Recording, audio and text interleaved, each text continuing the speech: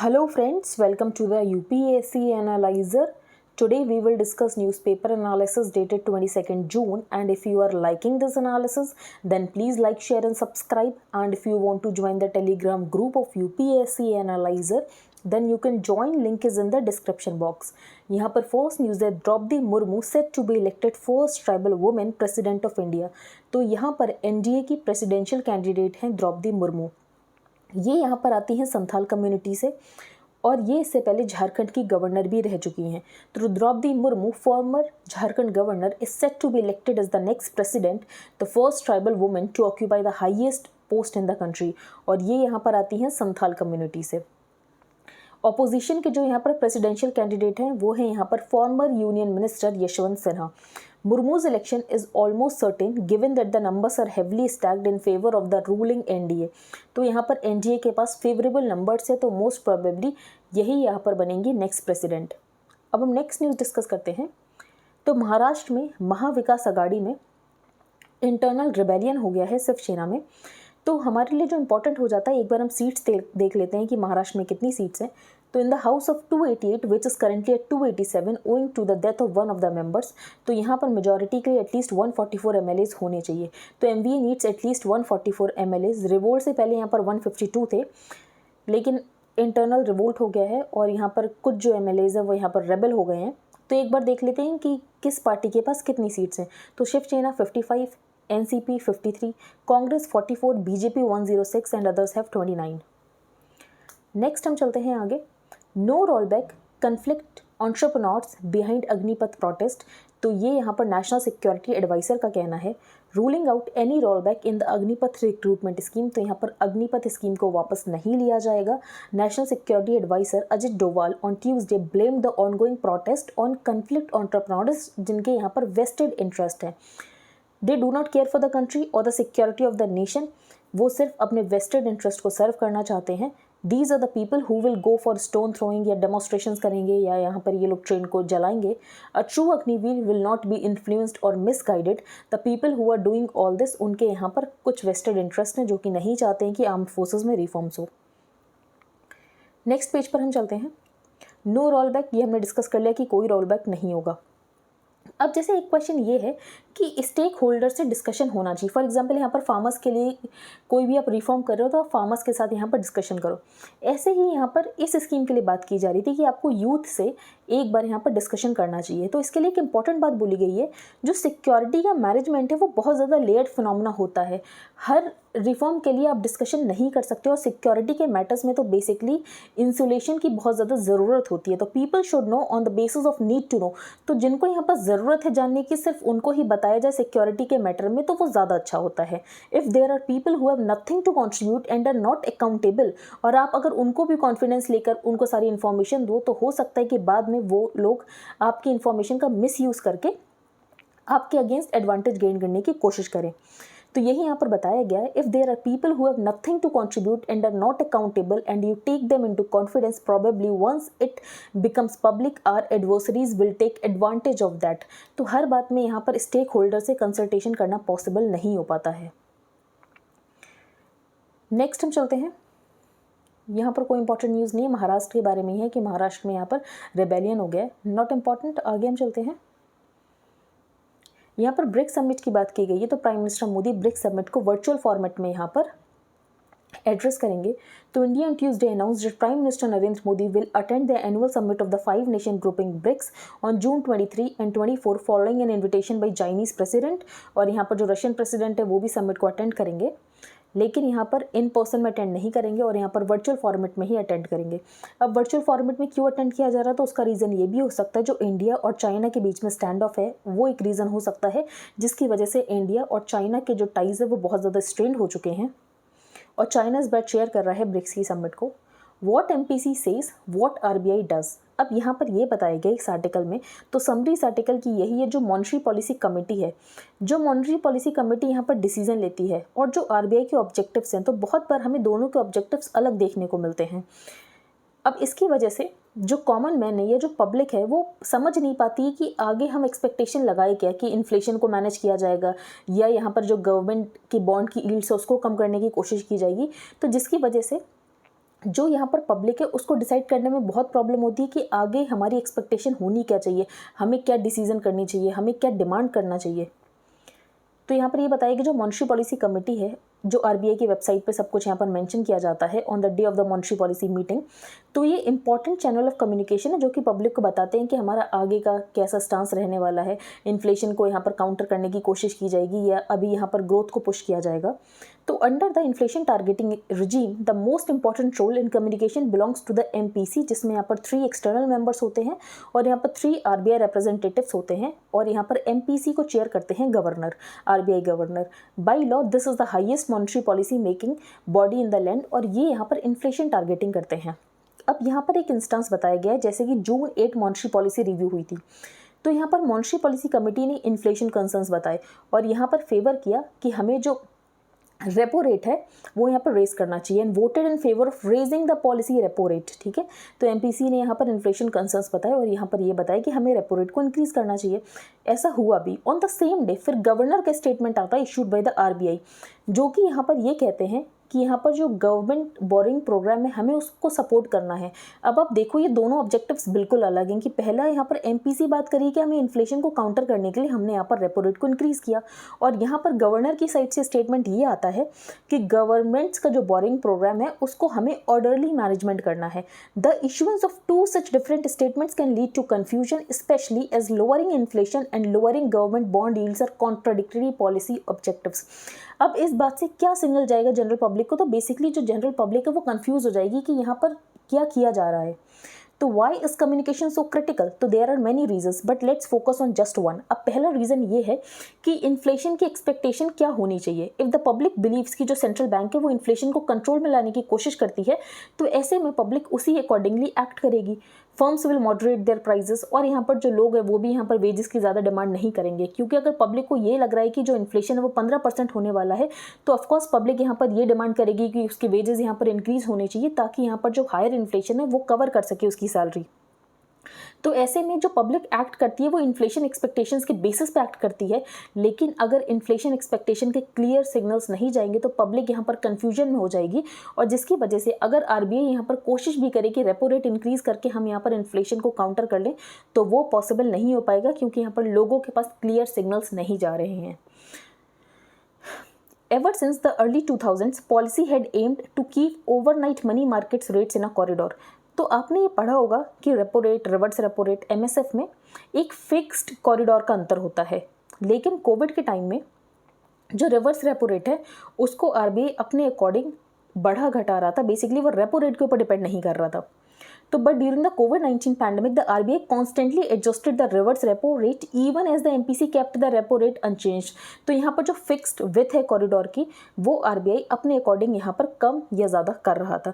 तो इससे पहले सिर्फ रेपो रेट डिसाइड होता था और reverse repo rate accordingly change हो जाता था, लेकिन अब ऐसा नहीं हो रहा था 2019 में जब यहाँ पर कोविड-19 का पैंडेमिक आया था और जो आरबीआई है वो अपने अकॉर्डिंग यहाँ पर विथ को बढ़ा कम कर रहा था।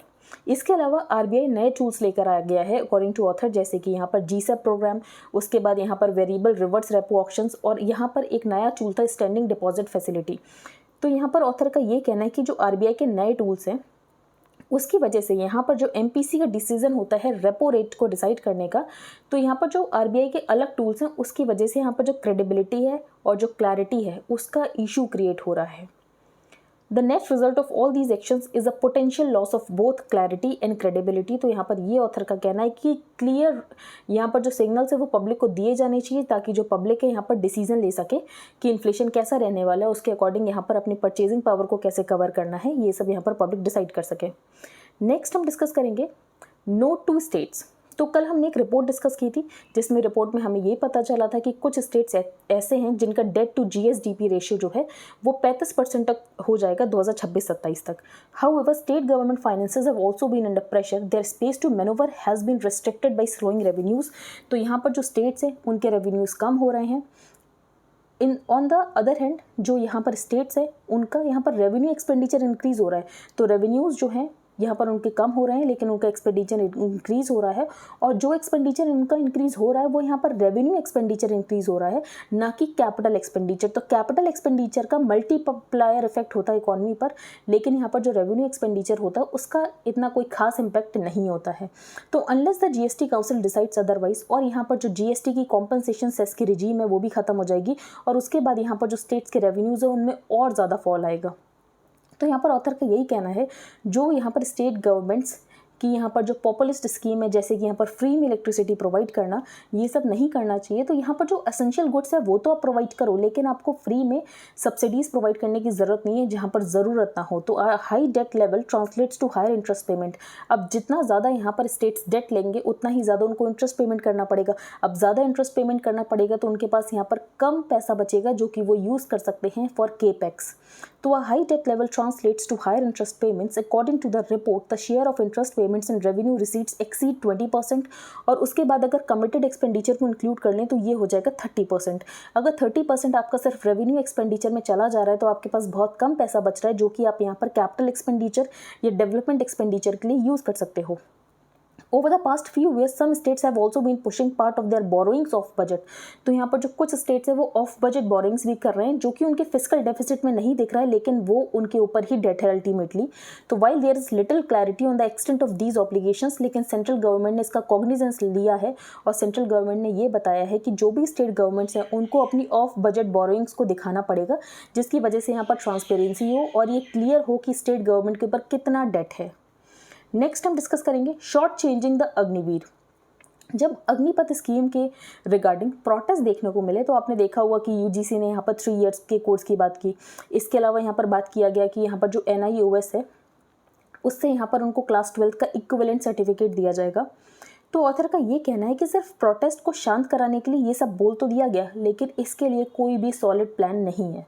तो in the uproar over Agnipath, one matter has received little attention: the way the scheme has been linked to educational programs. तो यहाँ पर प्रोग्राम्स की बात तो की गई, they are being defined on the go as part of an unfolding package to assuage public anxieties. तो public anxieties को शांत करने के लिए ये बता तो कि दिया गया कि आपको यहाँ पर 12th के इक्विवेलेंट सर्टिफिकेट दे दिया जाएगा, आपको यहाँ पर 3 ईयर ग्रेजुएशन प्रोग्राम दे दिया जाएगा, आपकी स्किल्स को रिकॉग्नाइज कर लिया जाएगा, लेकिन ये सब कैसे किया जाएगा उसके बारे में कोई प्लान नहीं है। तो the need for such educational support can't be question. Disbanded Agniveers को अगर मार्केट में जॉब चाहिए तो उनके पास स्किल्स होनी चाहिए, उनके पास यहाँ पर फॉर्मल एजुकेशन होनी चाहिए। The point at issue is the nature of the training and how it meshes with the education system generally. तो यहाँ पर जो अग्निवीर्स होंगे उनके पास लीडरशिप होगी, डिसिप्लिन होगा, टीम स्पिरिट होगी, लेकिन आपको यहाँ पर कॉर्पोरेट सेक्टर में जॉब करने के लिए स्किल्स और क्वालिफिकेशंस की भी ज़रूरत होती है। तो यहाँ पर 2 मेजर प्लान्स की बात की गई। पहला प्लान ये, जो यहाँ पर क्लास 10th के बाद ज्वाइन करेंगे उनको क्लास 12th का सर्टिफिकेट मिल जाएगा through the national institute of open schooling. The question relates to the content of the programme. अब यहाँ पर बात की गई कि कस्टमाइज्ड कोर्सेज लॉन्च किए जाएंगे अग्निवीर्स के लिए। अब यहाँ पर कस्टमाइज्ड कोर्सेज में एक UGC ने 3 ईयर डिग्री प्रोग्राम की बात की, mooted by the University Grants Commission jointly with the IGNOU, Indira Gandhi national open university. Here 50% of the credits जो है वो यहाँ पर स्किल ट्रेनिंग जो भी उनको यहाँ पर ट्रेनिंग के दौरान मिली है उसकी होगी, और यहाँ पर 50% जो क्रेडिट्स होंगे जो भी यहाँ पर ह्यूमैनिटीज़ के सब्जेक्ट है उसके होगा। अब ऑथर ने यहाँ पर क्वेश्चन किया है कि जो आपने यहाँ पर 50% की बात की, क्या यहाँ पर 3 सालों में क्या उनका लेवल ऐसा हो पाएगा कि वो यहाँ पर डिग्री लेवल तक स्किल्स को एक्वायर कर पाएँ? तो how with in the civilian education system would they enhance those skills two degree level? तो यहाँ पर ऑथर का यही कहना है कि आपने यहाँ पर बता तो दिया कि हम यहाँ पर आपको एजुकेशनल स्किल्स प्रोवाइड करेंगे, आपकी प्रायर स्किल्स को रिकॉग्नाइज करेंगे, लेकिन उसके लिए आपके पास कोई प्लान नहीं है। तो प्लान होना बहुत ज़्यादा ज़रूरी है। नेक्स्ट है a 4 year test for Agnipath, ये हम डिस्कस करेंगे। Let me start by saying there is a little doubt that the military requires restructuring. तो यहाँ पर रिफॉर्म करने की ज़रूरत है आर्म्ड फोर्सेस में। इसके अलावा हमें यंग आर्मी चाहिए, वो भी इंपॉर्टेंट है। दूसरी बात, गवर्नमेंट ने स्टेप लिया है तो उसका एक रीज़न ये भी है कि गवर्नमेंट यहाँ पर सैलरी और पेंशन एक्सपेंडिचर को कम करना चाहती है, लेकिन गवर्नमेंट अभी नहीं मान रही है कि ये प्राइमरी फैक्टर है, लेकिन एक फैक्टर ये भी है। तो the Agnipath scheme is design to reduce salary and pension expenditure, although the government is reluctant to admit that this is the primary factor behind its decision. अब एडवांटेजेस जो अग्निपथ स्कीम के हैं वो भी बताए गए कि यहाँ पर हमारे पास यंग फोर्स होगी, टेक्निकली एडेप्ट मिलिट्री फोर्स होगी, और जो 25% ऑफ अग्निवीर्स हैं बेसिकली जो कि क्रीम है उनको यहाँ पर आर्म्ड फोर्सेस में ही रिक्रूट कर लिया जाएगा for the long term. There are also challenges. अब चैलेंजेस क्या हैं? What would be the motivation level of Agniveers, जिनको सिर्फ यहाँ पर 6 महीने की ट्रेनिंग दी जाएगी, तो उनका क्या मोटिवेशन लेवल होगा? और इसके अलावा आप अगर उनको कोई हेल्थ बेनिफिट्स नहीं दोगे, उनकी फैमिली को उनको कोई पेंशन बेनिफिट्स नहीं दोगे, तो क्या वो अल्टीमेट सेक्रीफाइस देने के लिए तैयार होंगे? We must go through one complete life cycle of Agniveer. तो बेसिकली यहाँ पर ऑथर का यही कहना है कि एक बार 4 साल का पूरा हो जाए, उसके बाद देखने की ज़रूरत है कि कहाँ कहाँ चैलेंजेस है और उसके अकॉर्डिंग यहाँ पर ट्वीक करने की ज़रूरत है। तो we must go through one complete life cycle of Agniveers to fully understand how they will fit into different roles from combat to logistics to technical services. और उसके अकॉर्डिंग यहाँ पर आपको चेंज करने की ज़रूरत होगी, तो वहाँ पर आप चेंज करना। तो 4 year period would also enable an accurate assessment of how successfully the retiring Agniveers जो हैं वो एक सेकेंडरी करियर पा पाते हैं। The onus to make the scheme a success lies primarily on the soldiers of the young military leaders. अब यहाँ पर यंग मिलिट्री लीडर से आप ये डिमांड कर रहे हो कि वो अल्टीमेट सेक्रीफाइस करें for the nation. In return the nation promises him dignity respect in terms of service. तो वो भी क्या एक्सपेक्ट करेंगे कि इन रिटर्न में नेशन उनको डिग्निटी दे, रिस्पेक्ट दे।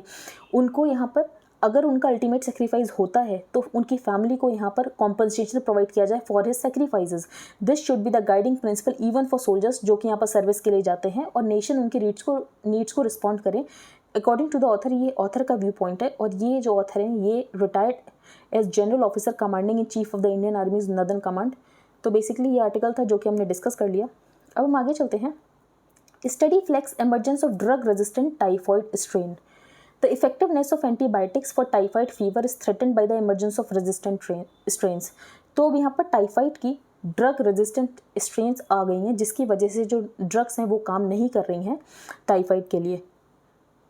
और ये हमें स्टडी से पता चला है of the bacteria Salmonella typhoid, जिसकी वजह से यहाँ पर टाइफाइड होता है।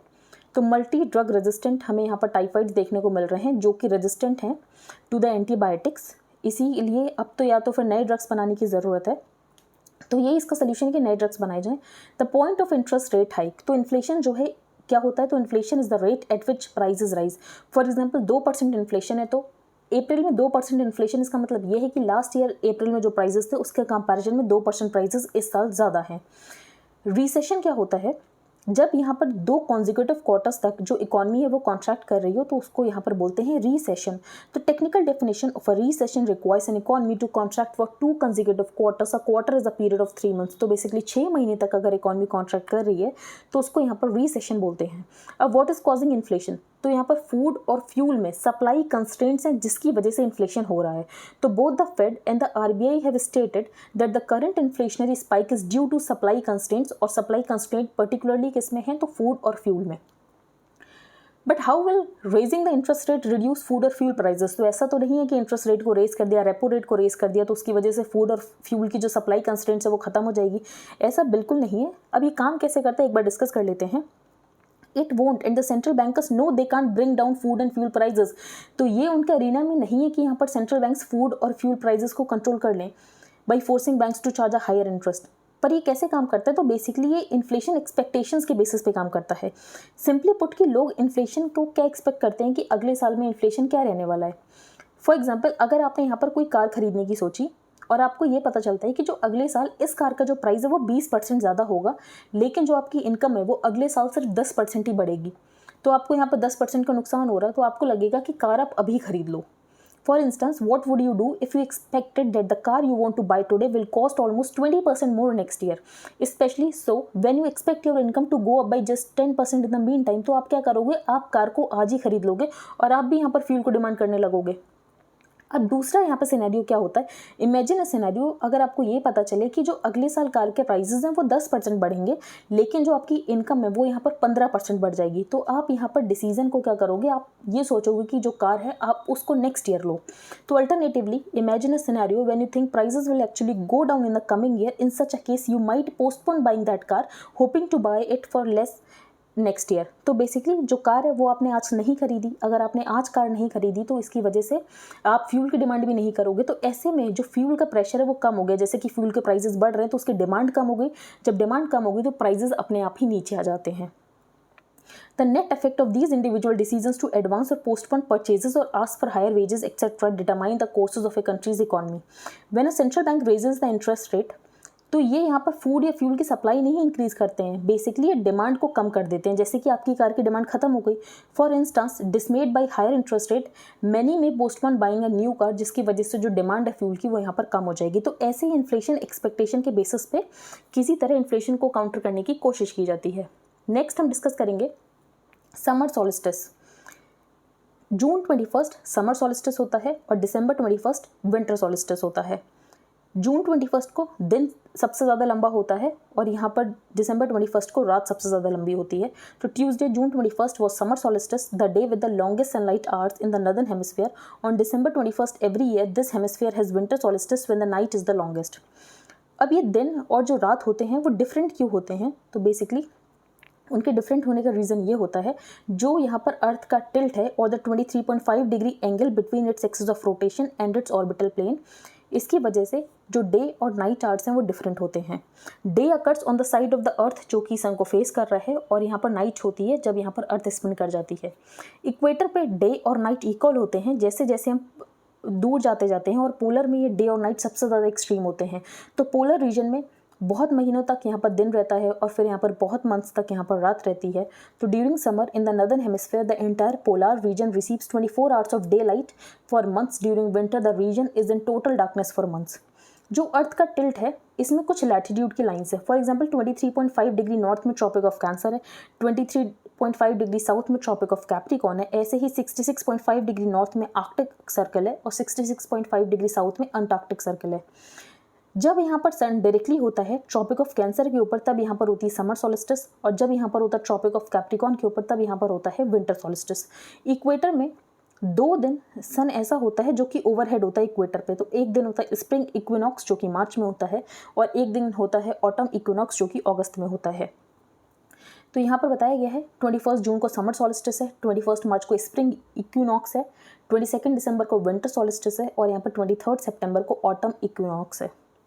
नेक्स्ट हम डिस्कस करेंगे इंडियाज इमर्जिंग ट्विन डेफिसिट। अब ट्विन डेफिसिट क्या होता है? तो फिस्कल डेफिसिट और करंट अकाउंट डेफिसिट को बोलते हैं twin deficit. 2 key areas of concern for the Indian economy are the fiscal deficit and the current account deficit। अब फिस्कल डेफिसिट क्या होता है? तो फिस्कल डेफिसिट का मतलब ये होता है जो गवर्नमेंट के यहाँ पर रेवेन्यू है वो कम है, गवर्नमेंट के एक्सपेंडिचर है यहाँ पर ज़्यादा है, जिसकी वजह से यहाँ पर गवर्नमेंट को बोरो करना पड़ रहा है। तो report states that as government revenues takes a hit following cuts in excise duties on diesel and petrol, the fiscal deficit is essentially the amount of money जो कि यहाँ पर गवर्नमेंट को बोरो करना पड़ रहा है उस गैप को फिल करने के लिए, जो कि यहाँ पर एक्सपेंडिचर और रेवेन्यू के डिफरेंस की वजह से आ रहा है। तो यहाँ पर रेवेन्यू कम है, एक्सपेंडिचर ज़्यादा है, जिसकी वजह से यहाँ पर गवर्नमेंट को बोरो करना पड़ रहा है और गवर्नमेंट का यहाँ पर फिस्कल डेफिसिट इंक्रीज हो रहा है। Higher level of fiscal deficit typically imply the government eats into the pool of investable funds। अगर गवर्नमेंट बोरो कर रही है तो गवर्नमेंट यहाँ पर मार्केट से बोरो कर रही है। अगर गवर्नमेंट मार्केट से बोरो कर रही है इसका मतलब ये है कि प्राइवेट जो है वो मार्केट से ज़्यादा पैसा नहीं उठा पाएंगे, क्योंकि गवर्नमेंट ने यहाँ पर मेजर चंक ले लिया है। Higher levels of fiscal deficit typically imply the government eats into the pool of investable funds in the market which could have been used by the private sector। The report underscores the need to trim revenue expenditure। तो यहाँ पर यही बताया गया है जो central government है उसको यहाँ पर अपना रेवेन्यू एक्सपेंडिचर कम करने की ज़रूरत है और केपेक्स में इन्वेस्ट करने की ज़रूरत है। अब करंट अकाउंट डेफिसिट क्या होता है? तो करंट अकाउंट डेफिसिट का मतलब ये है कि आप यहाँ पर इंपोर्ट ज़्यादा कर रहे हो और आप एक्सपोर्ट कम कर रहे हो। आप इंपोर्ट ज़्यादा कर रहे हो इसका मतलब ये है कि आपके कंट्री से डॉलर्स बाहर ज़्यादा जा रहे हैं एज कम्पेयर टू डॉलर्स आपकी कंट्री में कितना आ रहे हैं। तो if a country imports more goods than it exports, तो यहाँ पर हो जाता है ट्रेड अकाउंट डेफिसिट।